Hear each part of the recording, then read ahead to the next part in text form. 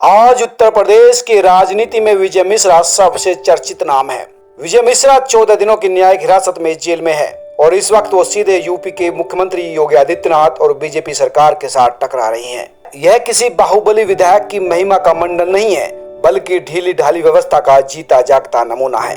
यह व्यवस्था बिकरू में विकास दुबे, ज्ञानपुर में विजय मिश्रा, गाजीपुर में मुख्तार अंसारी, बनारस में ब्रजेश सिंह, विनीत सिंह, फैजाबाद में अभय सिंह पैदा करती है। विजय मिश्रा को 2009 में मुलायम सिंह यादव की सभा में पकड़ने गए उत्तर प्रदेश के एक पूर्व अधिकारी बताते हैं कि ये बाहुबली पल भर में सारा घटनाक्रम बदलने में माहिर है। यह कम लोगों को ही पता होगा कि विजय मिश्रा को राजनीति में पौधे के रूप में रोपा था बनारस क्षेत्र के दिग्गज नेता और उत्तर प्रदेश के पूर्व मुख्यमंत्री पंडित कमलापति त्रिपाठी ने। हालांकि विजय मिश्रा खुद को बाहुबली नहीं बल्कि जनबली मानते हैं। भदोही के कपिल दुबे बताते हैं कि जब पुलिस उन्हें मध्य प्रदेश से गिरफ्तार कर ला रही थी तो 300-400 गाड़ी का काफिला पुलिस की गाड़ियों के पीछे चल रहा था। इसलिए आप खुद अंदाजा लगा सकते हैं कि विजय मिश्रा क्या है।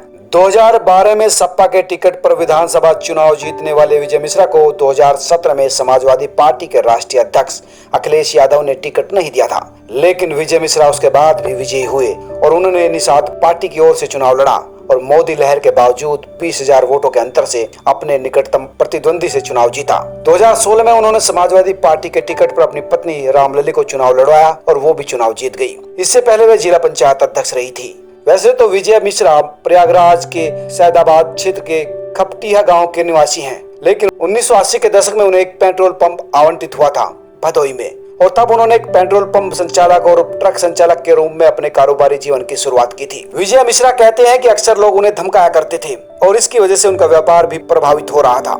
इसलिए पूर्व मुख्यमंत्री पंडित कमलापति त्रिपाठी के निर्देशन पर वो राजनीति में आई। व्यवहार में थोड़ा दबंग और धाकड़ किस्म के हैं। देवी के भक्त हैं। साल में 2 बार नवरात्र व्रत, पूजा पाठ और बड़े पैमाने पर यज्ञ करवाते हैं। खुद उसमें निष्ठा के साथ शामिल होते हैं। भदोही कालीन के व्यापारियों का क्षेत्र है। इसकी भौगोलिक स्थिति निराली है। प्रयागराज और बनारस जैसी 2 बड़ी कमिश्नरियों के बीच ये छोटा सा कस्बा है जो काफी संपन्न रहा है। जौनपुर, प्रतापगढ़, मिर्जापुर जैसे जिले सीधे तौर पर जुड़े रहे हैं, जो इस क्षेत्र के व्यवसाय के लिए खाद पानी का काम करता है। ब्राह्मण बहुल क्षेत्र है और इस क्षेत्र में तमाम लोग मुंबई, महाराष्ट्र और गुजरात में फैले हुए हैं। विजय मिश्रा ने लोगों, खासकर ब्राह्मणों के बीच खास नेटवर्किंग बना रखी है। यही उसकी सबसे बड़ी ताकत भी है। पंडित कमलापति त्रिपाठी ने विजय मिश्रा को न केवल 1990 में ब्लॉक प्रमुख बनवाया, बल्कि पूर्व प्रधानमंत्री राजीव गांधी से भी मिलवाया था। 1990 के दशक में छरहरे लेकिन वाकपटु विजय मिश्रा राजनीति में काफी सक्रिय थे। विजय मिश्रा को करीब से जानने वाले सभाजीत उपाध्याय बताते हैं कि 80 और 90 के दशक विजय मिश्रा की दबंगई और धाकड़पन का दशक भी था, जहाँ विरोधियों को धूल चटाना उनकी फितरत में था और इसी छवि ने उन्हें मुलायम सिंह यादव से मिलवा दिया। ज्ञानपुर भदोही के जानकार बताते हैं कि मुलायम सिंह यादव को पूर्व जिला पंचायत अध्यक्ष शिवकरण यादव ने कभी अपशब्द कहे थे। उस समय मुलायम सिंह यादव को विजय मिश्रा की जरूरत पड़ी थी। बस फिर क्या था, विजय मिश्रा सपा का टिकट पा गए और चुनाव जीतते गए। मुलायम सिंह यादव से विजय मिश्रा की नजदीकी आप इस बात से अंदाज लगा सकते हैं कि 2009 में भदोही उपचुनाव चल रहा था। मंच पर मुलायम सिंह यादव थे। मंच पर ही विजय मिश्रा ने मायावती सरकार पर और मायावती पर आरोप लगाया और मायावती से अपनी जान का खतरा बताते उन्होंने मुलायम सिंह यादव से रामलली यानी उनकी पत्नी के सुहाग की रक्षा की गुहार लगाई। मायावती के समय में उत्तर प्रदेश के एक प्रभावशाली पुलिस नौकर साहब बताते हैं कि मुलायम सिंह यादव ने अगर यहाँ पहल न की होती तो विजय मिश्रा को तुरंत गिरफ्तार कर लिया जाता, क्योंकि पुलिस मंच के नीचे ही उनके उतरने का इंतजार कर रही थी। लेकिन इतना कहते ही मुलायम सिंह यादव ने उन्हें अभयदान दे दिया। सभा को संबोधित करने के बाद विजय मिश्रा को हेलीकॉप्टर में बिठाया और अपने साथ लेकर उड़ गए। 2010 में बसपा नेता नंद गोपाल नंदी पर बम से जानलेवा हमला हुआ। इसमें नंदी की तो जान बच गई, लेकिन एक सहयोगी और एक पत्रकार इसमें मारे गए। तब उत्तर प्रदेश में मायावती की सरकार थी। विजय मिश्रा कहते हैं कि इसके बाद उन पर मुकदमों की झड़ी लग गई। हालांकि इसके बारे में विजय मिश्रा के करीबी बताते हैं कि मायावती विजय मिश्रा पर दबाव डालकर राजनीतिक सहायता और बसपा प्रत्याशी जितवाना चाहती थी, लेकिन अक्खड़ मिश्रा ने मना कर दिया था और इस वजह से मायावती काफी गुस्से में थी। 2012 में विधानसभा चुनाव होना था। मायावती उत्तर प्रदेश की मुख्यमंत्री थी। विजय मिश्रा मुख्यमंत्री के सीधे निशाने पर थे। पुलिस गिरफ्तारी की भरकस कोशिश कर रही थी। विजय मिश्रा को पता था कि आसानी से आत्मसमर्पण करना मुश्किल है, इसलिए साधु के वेश में दाढ़ी बढ़ाकर कोर्ट परिसर में पहुंच गए और आत्मसमर्पण कर लिया। लोगों को तब पता चला जब वो सरेंडर कर चुके थे। इतना नहीं, विजय मिश्रा ने 2012 के विधानसभा चुनाव का पर्चा भरा और जेल में रहते हुए बसपा के एडी से चोटी तक जोर लगाने के बावजूद भी वो जीत गए। हालांकि तमाम केस होने के बावजूद भी विजय मिश्रा खुद को अपराधी नहीं मानते। हालांकि उन पर करीब 73 मुकदमे दर्ज हैं। वे कहते हैं कि 80 के दशक से वो जनसेवक हैं, जनता उनके साथ है, 4 बार विधायक रहे हैं, गलत होते तो जनता क्यों चुनती।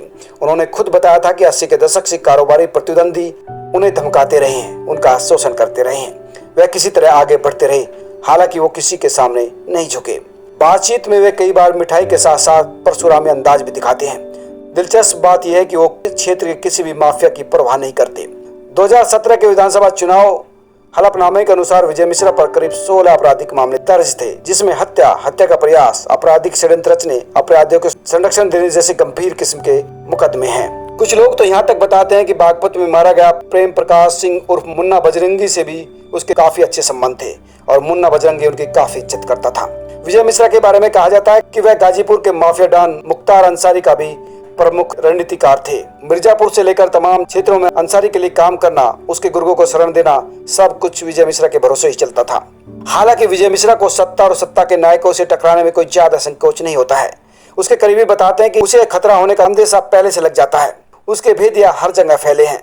सूत्र बताते हैं कि सूचनाओं का संकलन और उससे निकलने वाले संकेतों को पहचानने में उन्हें देर नहीं लगती। उनके करीबी बताते हैं कि 2009 में मायावती के पक्ष में झुकने का उनके सामने विकल्प था, लेकिन वो नहीं झुके और टकराए। 2017 में भी जब अखिलेश यादव ने टिकट नहीं दिया तो उन्होंने सीधे सीधे अखिलेश यादव और समाजवादी पार्टी को यादवों की पार्टी बता दी। यहाँ तक कह दिया कि मुलायम सिंह और समाजवादी पार्टी जब तक मतलब होता है तब तक ही साथ देते हैं। हालांकि ये भी सत्य है कि आज भी बीजेपी में विजय मिश्रा के काफी हितैषी हैं। वे उत्तर प्रदेश, मध्य प्रदेश के बीजेपी नेताओं में पैठ रखते हैं, लेकिन सत्ता से टकराने की आदत है। इसलिए विजय मिश्रा ने मुख्यमंत्री योगी आदित्यनाथ से भी टकराने में संकोच नहीं किया। पहले उन्होंने मुख्यमंत्री आदित्यनाथ के अफसरों, सलाहकारों की आलोचना की और बाद में मुख्यमंत्री के शासनकाल को ही ठाकुरवाद से भरा हुआ बता दिया। उत्तर प्रदेश पुलिस ने उनको गिरफ्तार कर लिया और इस समय वो जेल में हैं। हालांकि मीडिया के सामने उन्होंने अपनी जान को भी खतरा बताया था। इस बार गिरफ्तारी उनके रिश्तेदार कमलेश तिवारी द्वारा दर्ज की हुई शिकायत पर हुई है, लेकिन जानकार बताते हैं कि इस गिरफ्तारी के पीछे ब्रजेश सिंह, विनीत सिंह और सुशील सिंह जैसे लोगों का भी हाथ है। खुद विजय मिश्रा ने भी इस बारे में उत्तर प्रदेश सहित मध्य प्रदेश में कई बार बयान दिया। लोग बताते हैं कि योगी सरकार की निगाह में विजय मिश्रा काफी पहले से ही चढ़े हुए थे। दूसरे, उनकी गिरफ्तारी को मुख्तार अंसारी से भी जोड़कर देखा जा रहा है। बताते हैं कि मुख्तार के करीबियों पर शिकंजा कस रहा है, इसलिए विजय मिश्रा पर भी शिकंजा कसा। यह शिकंजा अभी फैजाबाद के अभय सिंह तक भी जा सकता है। दोस्तों, आप इस खबर को लाइक कीजिए, शेयर कीजिए और चैनल को सब्सक्राइब भी कीजिए। हम लगातार आपको एक्सक्लूसिव खबरें देते रहेंगे। सब्सक्राइब करें, लाइक करें और अपने दोस्तों के साथ शेयर भी करें।